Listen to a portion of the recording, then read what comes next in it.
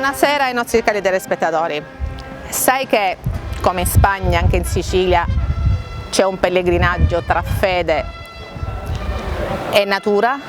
Il 4 luglio a Caltagirone partirà il cammino di San Giacomo e parte questa puntata proprio da qui.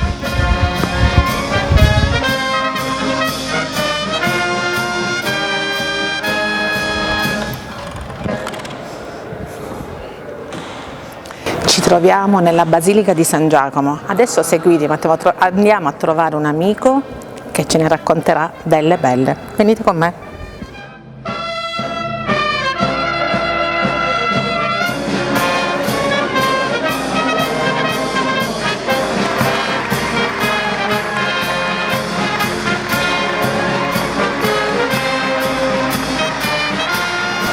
Siamo venuti a trovare il nostro amico dottor Massimo Porta. Ciao Massimo. Ciao. Stasera ai nostri amici di Saghe raccontiamo una bella storia, no?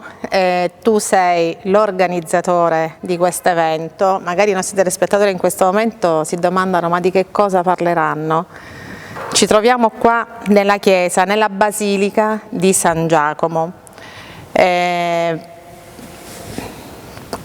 Iniziamo col racconto un po' di questa, intanto sediamoci. Sì. Sediamoci perché abbiamo tante cose da raccontare ai nostri amici calatini e non. Parliamo di un evento, parliamo di quasi 130 chilometri di cammino tra fede e natura, perché lo spettacolo, però ci torniamo dopo in questo. Sì. Intanto vorrei fare un piccolo cenno su questo luogo meraviglioso e su dove nasce. Lui è quello che ha creato, no? Per lui si è creato tutto quanto. Sì, certo, così. In effetti è così, ma è chiaro che innanzitutto voglio ringraziare Padre Di Natale, che è il parroco della Basilica di San Giacomo, che ci consente di realizzare questo programma. Tutti quanti anche a nome della trasmissione. E che tu appunto hai suggerito, perché io accolgo volentieri. Peraltro non è piaggeria la mia, io ti seguo i tuoi programmi, lo sai, e quindi ci tengo a dirlo anche pubblicamente. Grazie. Ma tra noi c'è un bene che è una fiducia inestimabile, quindi sì, grazie infinite alle cose reciproche. Allora. Quindi sì, siamo nella Basilica di San Giacomo di Caltagirone, che è un'antica basilica che non è quella che anticamente fu costruita, perché sanno benissimo coloro i quali ci ascoltano che Caltagirone fu praticamente distrutta quasi per intero con il terremoto del 1693, e la chiesa di San Giacomo Maggiore Apostolo, patrono di Caltagirone e ora anche della diocesi, fu certamente tra le chiese più colpite e quindi fu ricostruita. Anticamente era una chiesa romanica, in stile romanico, uno stile sobrio ma molto bello, e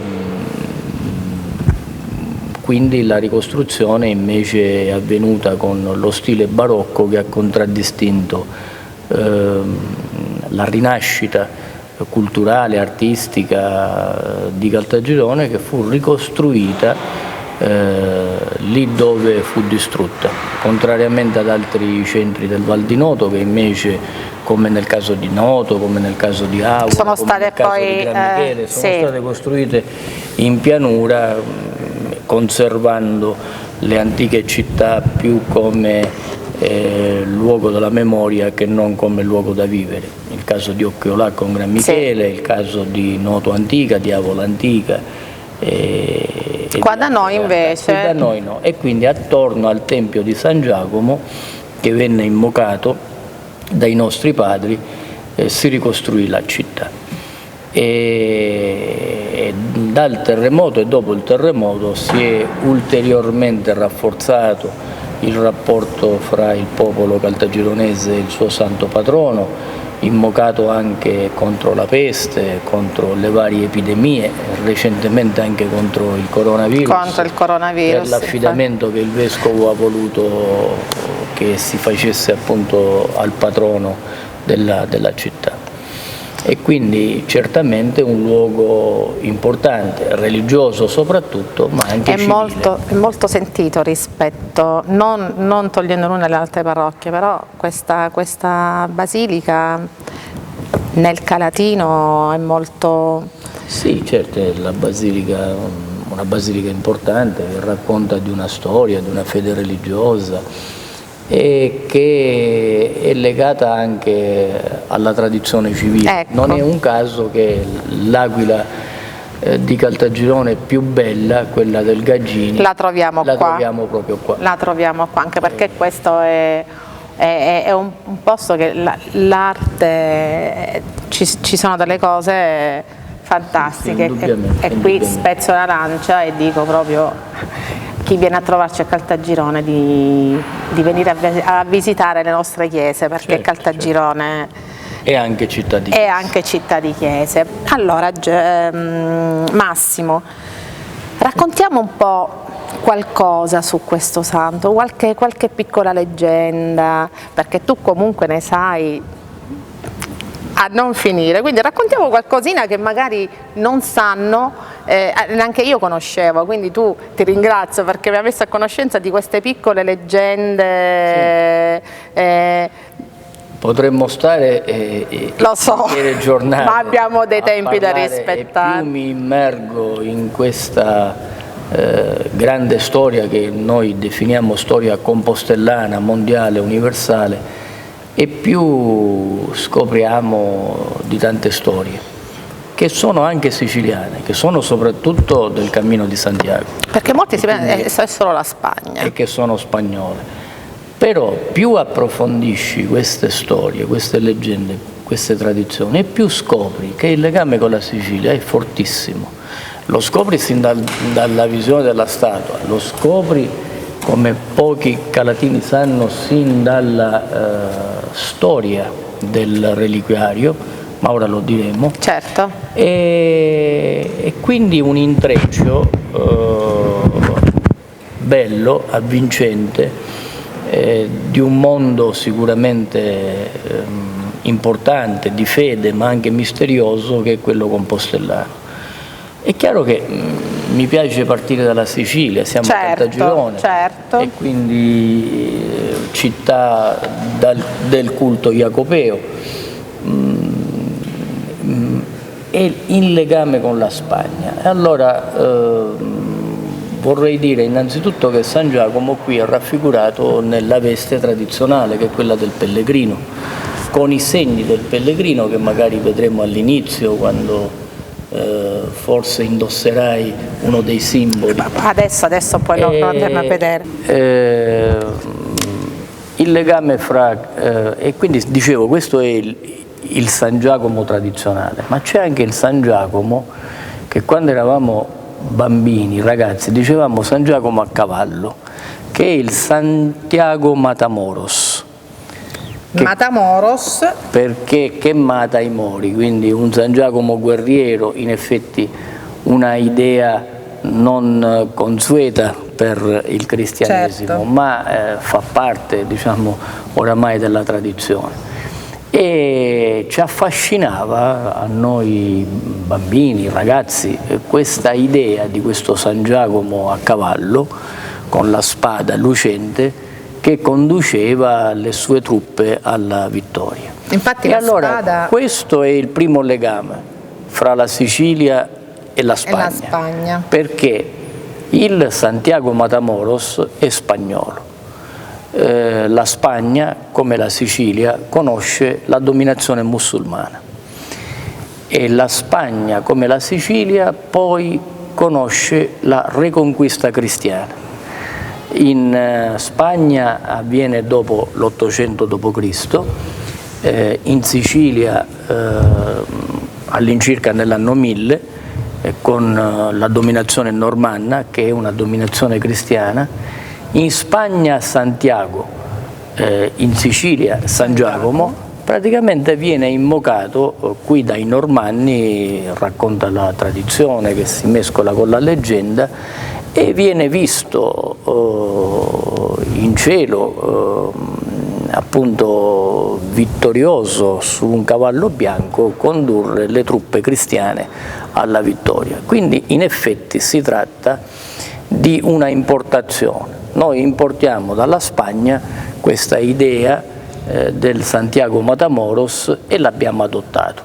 Caltagirone con Gratteri ma anche con Palermo è tra le città siciliane che, racconta la leggenda, ha visto apparire in cielo appunto questo santo a cavallo, a cavallo, e quindi ma la leggenda più importante è quella di Spagna. Quindi la Spagna diventa cristiana, la Spagna riscopre il corpo di San Giacomo a Santiago di Compostela, che così si chiama in suo onore, Santiago Campo della Stella, perché lì appare una stella che indica il luogo della sepoltura di Giacomo.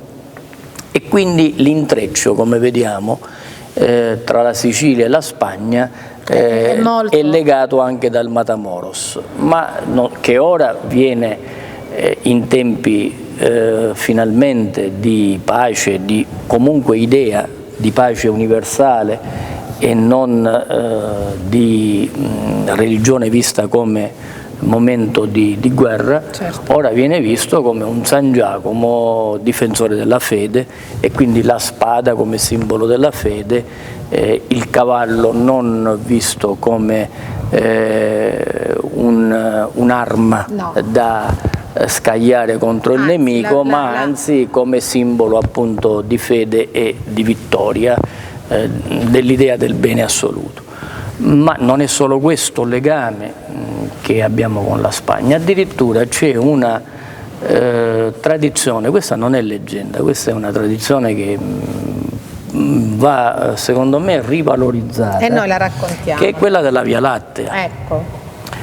Perché per evitare di fare confusione su questo grande santo, questo santo è un pescatore, ed è un pescatore di Galilea, quindi non nasce in Spagna e non muore in Spagna, ed è tra i 3 apostoli prediletti di Gesù, insieme a suo fratello che è San Giovanni Evangelista e a San Pietro, ed è tra i primi che segue Gesù nella sua folle missione che poi ha appunto creato le basi del cristianesimo.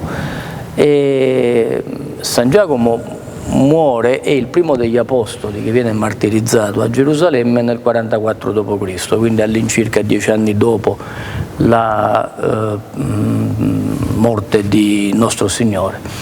E la tradizione vuole, avendo detto Gesù andate in ogni dove nel mondo, che San Giacomo sia andato in Spagna.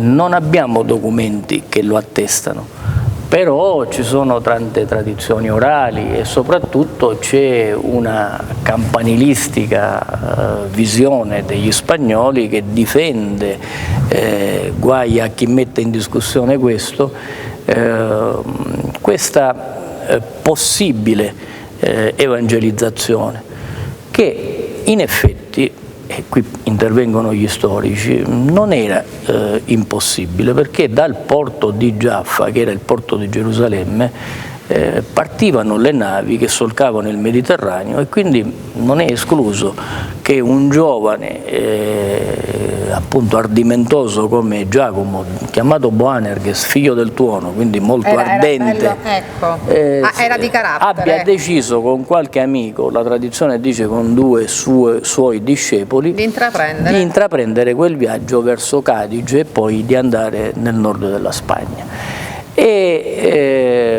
Poi però torna a Gerusalemme, dove viene decapitato. E perché allora il corpo è a Santiago?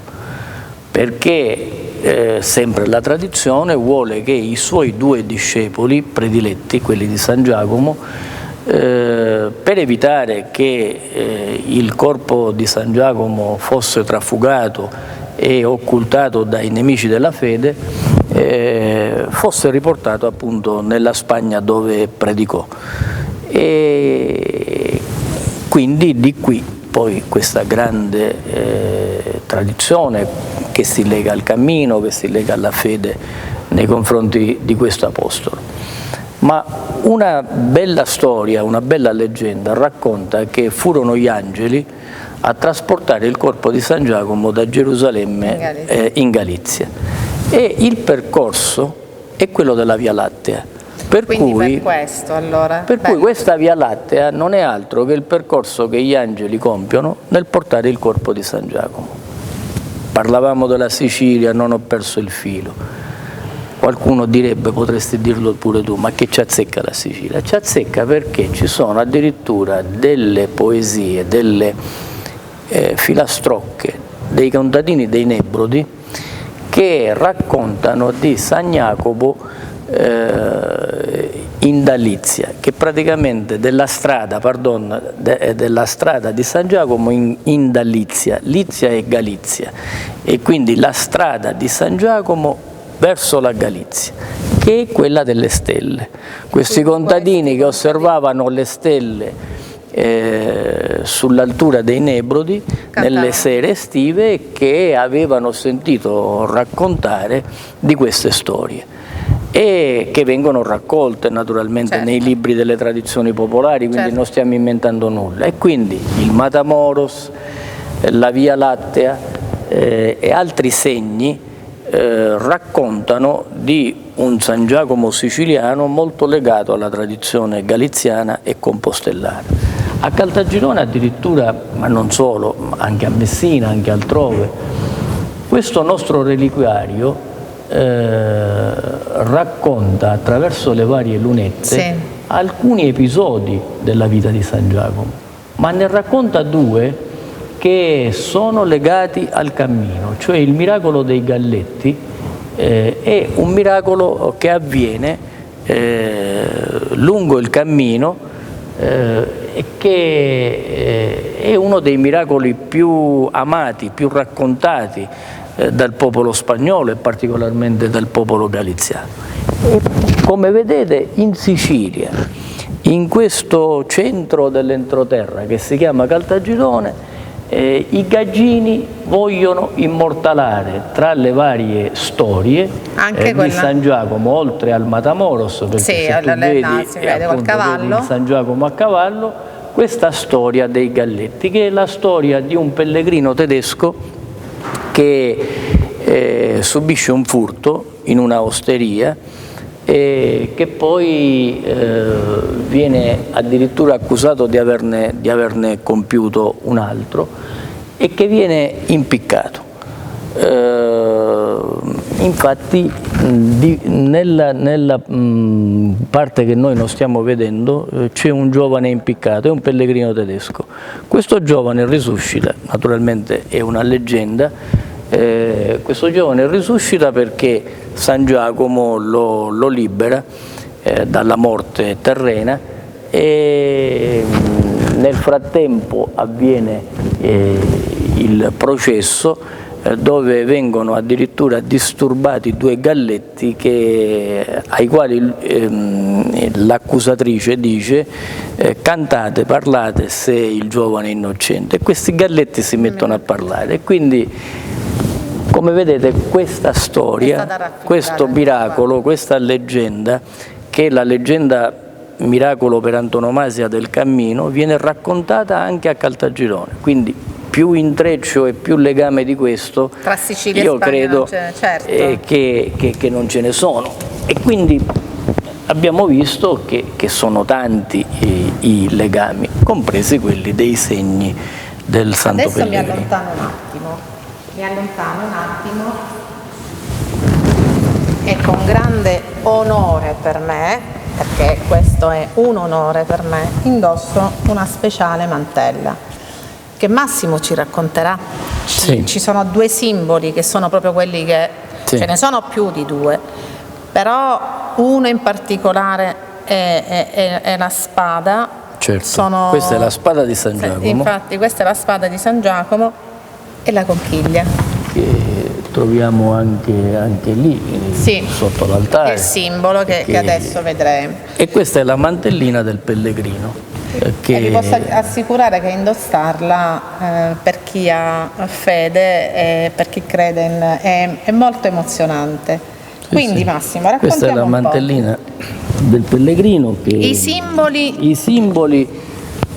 Allora, innanzitutto il simbolo per antonomasia di San Giacomo e del pellegrino è la conchiglia, che noi dobbiamo chiamare in stretto galiziano o conca o caposanta. E quindi perché le conchiglie? Io invito tutti, chi può permetterselo, perché è un'occasione secondo me molto ghiotta e molto bella, di andare a Finisterre, cioè dopo Santiago, Finisterre perché fine della terra così come veniva concepita un tempo, sull'Atlantico. Io sono rimasto colpito dal fatto che le spiagge sono piene di conchiglie, piene di conchiglie. La tradizione vuole che il corpo di San Giacomo sia arrivato a Finisterre e poi trasportato naturalmente in quello che si chiamerà dopo Santiago de Compostela. E quindi la tradizione dice che questo sepolcro era pieno di conchiglie. Ma ci sono anche altre leggende. Che poi è simbolo anche di rinascita. Questo, che è simbolo di rinascita, sì, e che è uno dei simboli appunto principali della cultura jacopea, della tradizione jacopea, ma è il principale. Non c'è pellegrino che percorre il cammino di Santiago che non ha la conchiglia sullo zaino, e quindi chi vede un ragazzo, una ragazza, un uomo anche maturo, una donna matura con lo zaino non può non avere la conchiglia, è d'obbligo. Lì se ne trovano a iosa, ma soprattutto si acquistano perché hanno un prezzo appunto stracciatissimo. Questi si trovano anche lungo il percorso, no? Lungo il percorso no, li troveremo poi, si trovano alla fine, all'inizio del percorso non ci sono le conchiglie, ma non c'è botteguccia, non c'è tabacchino, non c'è addirittura trattoria che non menda per pochissimi euro questo simbolo che diventa anche motivo di regalo, motivo di omaggio. Certo. E quindi certamente non poteva non far parte della mantellina insieme alla croce, che appunto è la croce di San Giacomo. E visto che tu stai dicendo, citiamo anche parliamo anche degli altri, e mi piace per evitare di sbagliare leggerli, perché appunto abbiamo naturalmente il mantello, il cappello che il santo di Caltagirone ha alle spalle, e quindi il cappello che alcuni chiamano il cappellaccio, e che protegge dalla intemperie e dal sole cocente, la bisaccia che contiene praticamente poche cose, l'essenziale che il pellegrino si porta con sé. Questa bisaccia non era chiusa, era aperta. Era aperta, no? Sì, anche questo è un fatto simbolico, perché bisogna aprirsi. Sì. E anche come segno di generosità, oltre che. Il bordone, che non è altro che il bastone, che rappresenta l'appoggio che sostiene il pellegrino quando è stanco, quando è in difficoltà, e quindi che può diventare anche eventualmente un'arma di difesa, soprattutto nel Medioevo. Abbiamo detto della conchiglia, conca o capasanta, che è il simbolo distintivo del pellegrino jacopeo e che si raccoglieva, lo abbiamo detto, alla fine del cammino sulle coste atlantiche, dove l'oceano immenso si unisce con il cielo infinito, meta finale di tutti noi che è l'eternità. E poi la zucca, cioè la borraccia, che contiene l'acqua, un bene prezioso per il pellegrino, fonte di sostentamento della stessa vita, gialla come la meseta in estate, che sembra secca, arida, ma nasconde tesori che molti pellegrini per pigrizia rinunciano a scoprire.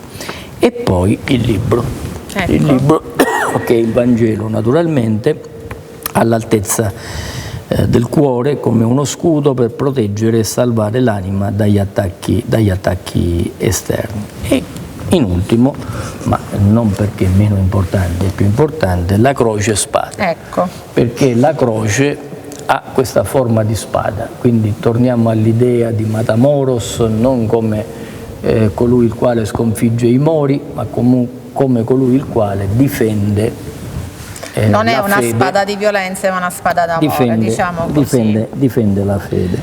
Va bene, Massimo. E quindi diciamo che sono tante i collegamenti fra Santiago e la Sicilia. Ma in ultimo voglio raccontare un altro aspetto inedito, poco conosciuto.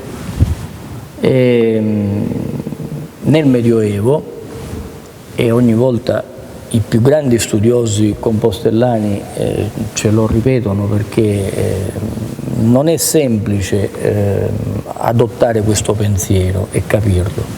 Nel Medioevo l'homo viator, quindi l'uomo viaggiatore, l'uomo pellegrino,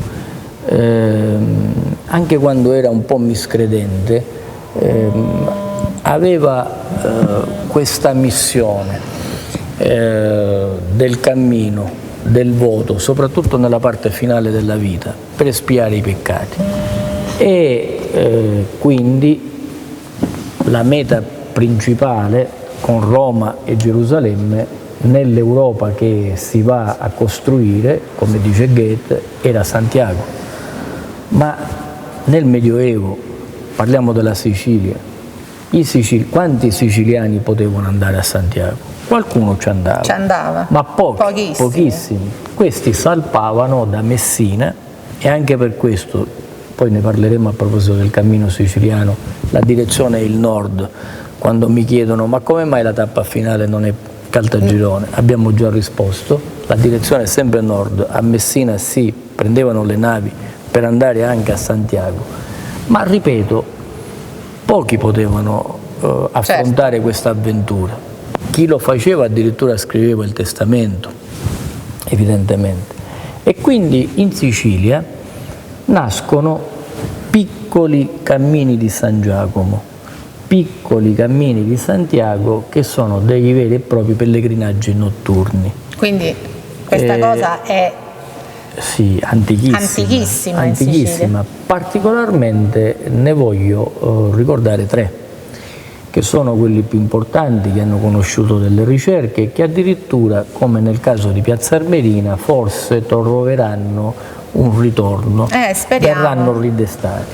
E quindi la notte del 24 luglio, vigilia del giorno dedicato a San Giacomo, a Piazza Armerina, a Modica e a Zafferana e Tinnea, si ci dirigeva verso antiche chiese di San Giacomo, che non erano grandi chiese come queste, erano delle chiese di campagna.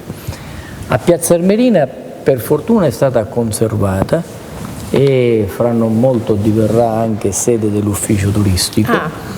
E probabilmente noi della confraternita porteremo una immagine sacra di San Giacomo per ricordare che quello era il importante, luogo, fine di quel pellegrinaggio. Ed era un pellegrinaggio notturno non lungo, perché durava l'intera notte, che non attraversava strade importanti, attraversava, e lo stesso caso avviene a Modica, in una chiesa di campagna, e a Zafferana, in una chiesa di campagna che poi viene elevata a priorato, tutte dedicate a San Giacomo.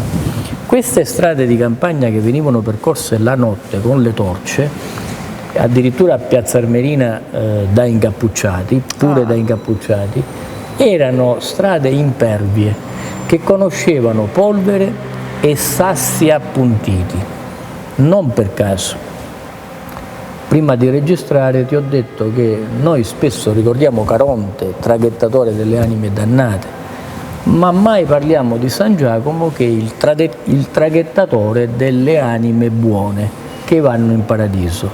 E di qui la Quella come strada. dire, appunto la strada di San Jacopo, che è anche la Via Lattea, ma soprattutto l'idea di un percorso difficile Di sacrificio. e di sacrificio, certamente di un momento non semplice che è quello del trapasso dalla morte terrena alla vita eterna, che simbolicamente è rappresentato da pietre appuntite, è rappresentato dalla polvere come simbolo, Un come percorso metafora, tortuoso, quindi che solo chi di un ha... percorso tortuoso che viene affrontato e che viene affrontato quindi con l'idea del trapasso, ma anche come piccola sostituzione del cammino di Santiago. Non è possibile che io faccia il cammino, ma io San Giacomo ti offro questo mio pellegrinaggio notturno, e quindi abbiamo detto che le tradizioni più importanti sono di queste chiese di campagna, di Piazza Armerina, Modica, Zafferana e Tennea, la notte del 24 di luglio. E quindi San Giacomo psicopompo, che significa traghettatore delle anime buone. Quindi, come vedete, c'è tanto. Ci sarebbero tante altre storie, ma ci fermiamo qui. Ci fermiamo perché abbiamo i tempi televisivi, anche perché adesso ci inoltriamo a quello che succede qui a Caltagirone il 4 luglio. Quindi spieghiamo ai nostri telespettatori questo evento importante, questo evento che possono partecipare chiunque. Racconta un po'. Quanti comuni sono interessati? 8 abbiamo detto. Ora diremo quali. Innanzitutto ci tengo a dire, io ti ringrazio per avermi citato come promotore o tra i promotori, che questo cammino è l'idea di tanti. E quindi sono contento perché a me è sempre piaciuto fare gioco di squadra, e quando le squadre giocano e giocano bene e assieme, in solidarietà, i risultati si vedono. L'idea è di un paio di anni fa, praticamente a Caltagirone tenemmo un convegno internazionale di studi jacopei.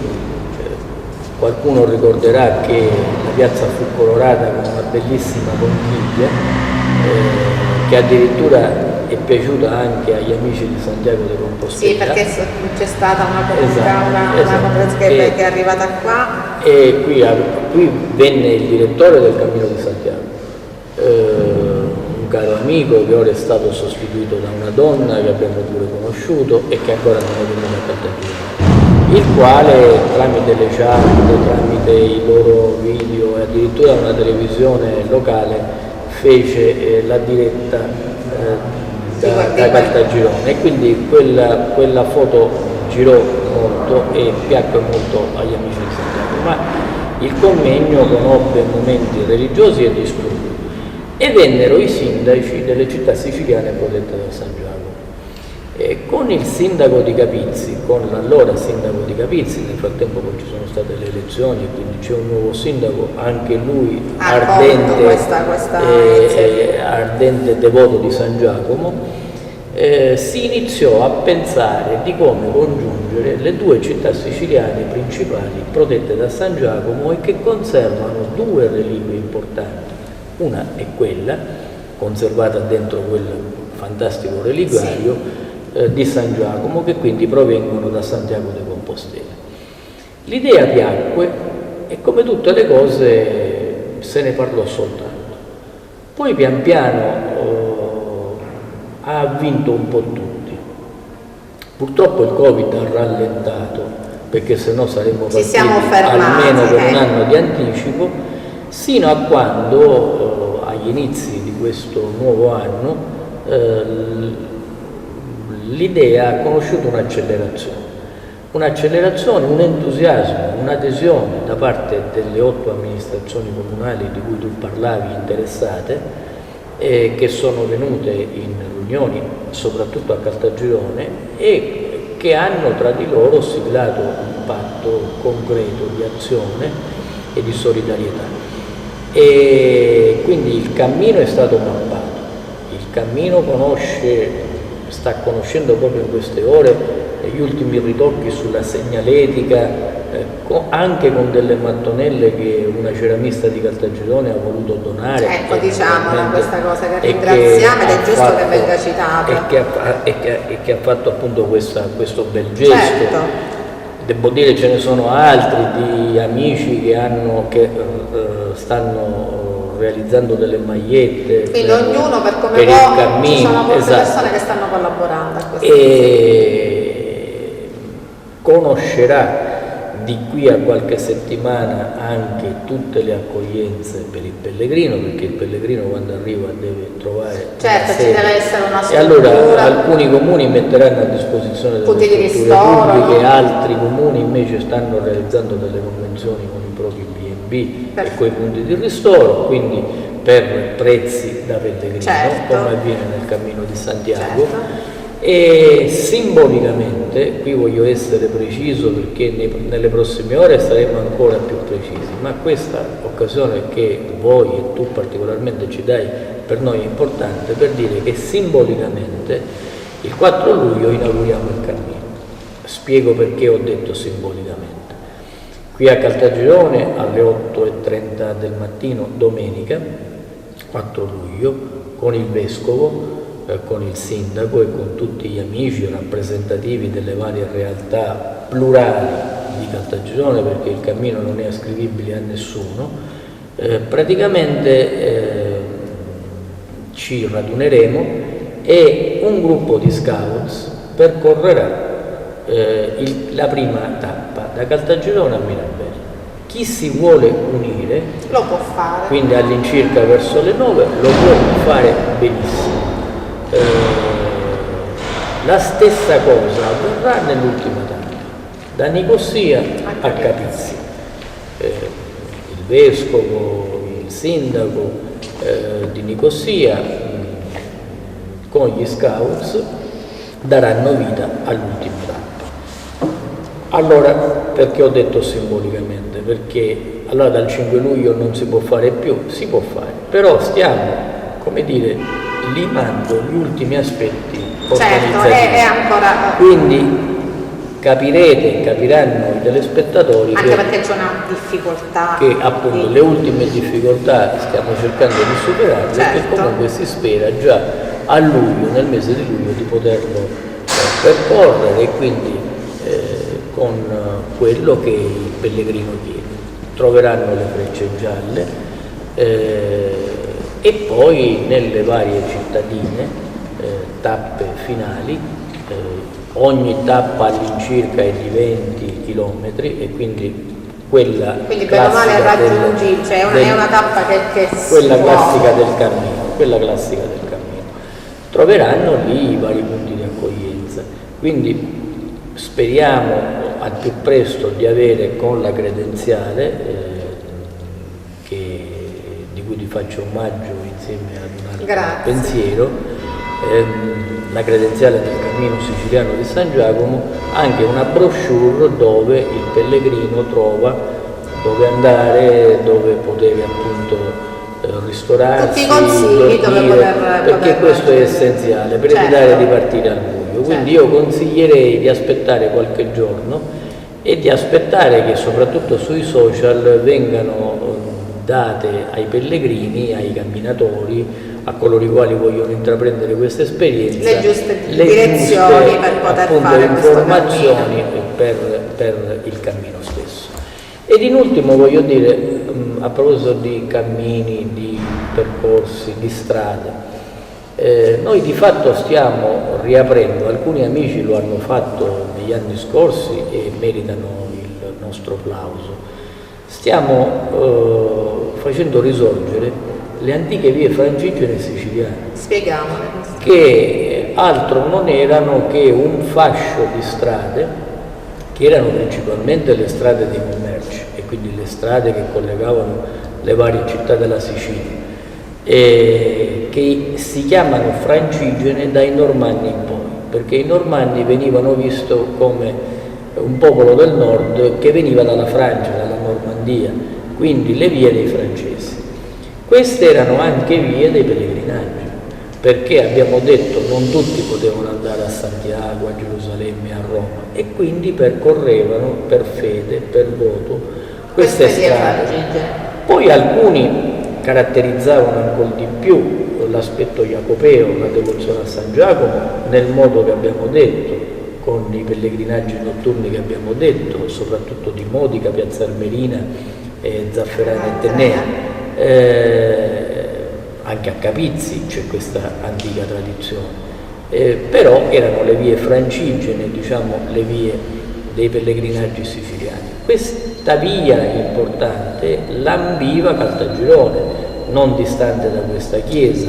In contrada Favara insisteva addirittura una chiesa importante che andrebbe salvata, salvaguardata, e che ha dato il nome al feudo di Santo Pietro, che è l'antica chiesetta medievale di San Pietro, dove accanto sorgeva un'ospitaria, cioè un ostello che accoglieva i pellegrini, perché i pellegrini anche all'epoca avevano bisogno di mangiare e di dormire, e di una chiesa dove pregare.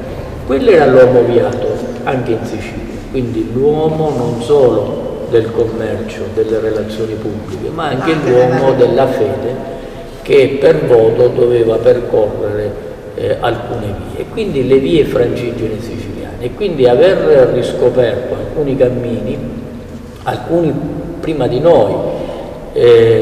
Oggi noi con la via di San Giacomo, o meglio il cammino siciliano di San Giacomo, significa tornare alle nostre origini, tornare alle origini dei nostri padri e riscoprire una Sicilia che era stata sepolta, nascosta, e che noi stiamo rivalorizzando. Non abbiamo meriti speciali, ma comunque certamente avete il merito dell'impegno che avete preso, che si è creata questa bella sinergia con gli altri comuni, sì. E creare e quindi ripescare questa cosa. Una cosa a cui tengo a dire, abbiamo parlato della fede, siamo non a caso in chiesa, ma con questo cammino si scoprirà una Sicilia diversa, sconosciuta, perché è un cammino interno, perché comunque stai in mezzo alla natura, no? Sì, ma che percorrerà una Sicilia che non è attraversata dalle strade che noi generalmente percorriamo. E mi dicono, io ancora non l'ho fatto, lo farò, che ci sono dei passaggi dove si vedrà un Etna diversa da quello che noi siamo abituati a vedere, e che in parte alcuni pellegrini del nord mi dissero quando fecero la Messina Caltagirone, arrivando proprio in questa chiesa. Monica Datti, una mia amica che è la responsabile della via francigena che collega Roma con il Cammino di Santiago, e che al più presto vuole venire qui a percorrere questo cammino e che sicuramente conoscerai, mi ha detto che quando fece con alcuni amici della francigena quella esperienza, vide un Etna che non era mai riuscita a vedere, pur essendo stata tante volte in Sicilia. E quindi una Sicilia bella, nuova, da valorizzare. La Sicilia nascosta, che speriamo attrarrà tanti turisti.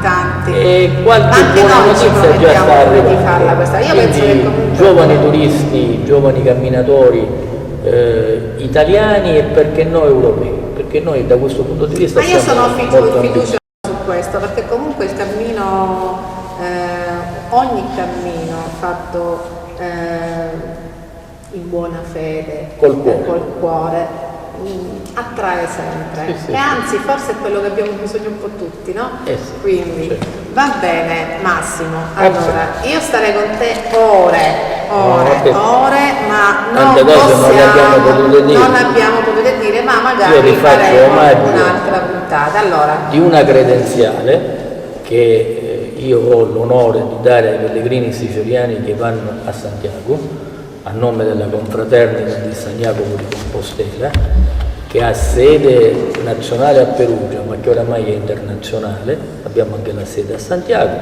Questo è il passaporto del pellegrino che va a Santiago di Compostela. E chi farà questo percorso? Chi farà questo percorso stiamo stampando una credenziale ad hoc, tutta siciliana, con gli stemmi degli 8 comuni. Che avevamo detto, dovevamo dire, che poi non abbiamo detto, perché tante comuni perché sono che praticamente sono appunto Caltagirone perché è prima tappa, non perché è città più importante, poi Mirabella in Baccari, Piazza Armerina, Aidone, Valguarnera, Assoro,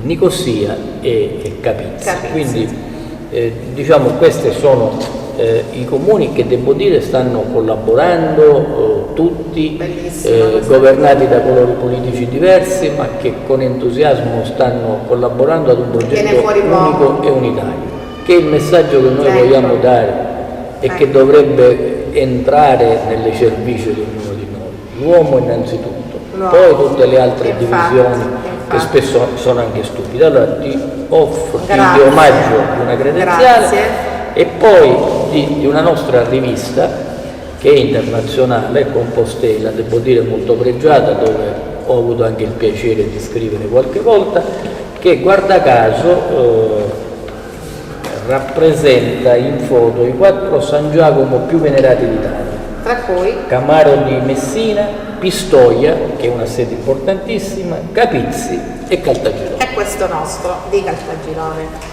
Massimo, io ti ringrazio per questi doni speciali e ringrazio te. Spero che il 4 sarai qui. Il 4 mattina noi saremo qui. E questo tutta la troupe per noi è un piacere. Saremo qua e così magari cercheremo di condividere un po' questo evento importantissimo per Caltagirone e per tutto il percorso, per tutti questi comuni che ringraziamo comunque per aver, ripeto, creato questa sinergia e fatto rinascere questo bellissimo cammino. Massimo, grazie a te. ci fermiamo qua. E complimenti. Complimenti a tutto quello che è di bello a Caltagirone e nel nostro territorio. Infatti la nostra mission è questa: raccontare quello che c'è di bello, quello che è di importante, perché molto spesso si deve sempre raccontare delle cose brutte, ma noi vogliamo prendere le cose positive e le cose belle di questa città, che ne ha tantissime, tantissime. Massimo, ancora grazie, spero di rivederci presto. E a tutti i nostri telespettatori vi invito a seguire, penso che ci sarà anche qualche diretta, cerchiamo adesso di scoprire man mano i social, comunque i messaggi, le notizie arrivano, ci vediamo il 4 luglio e se avete qualcosa da raccontarci, sai che è qui per voi. A tutti con Massimo Porta nella Basilica di San Giacomo auguriamo una buona notte.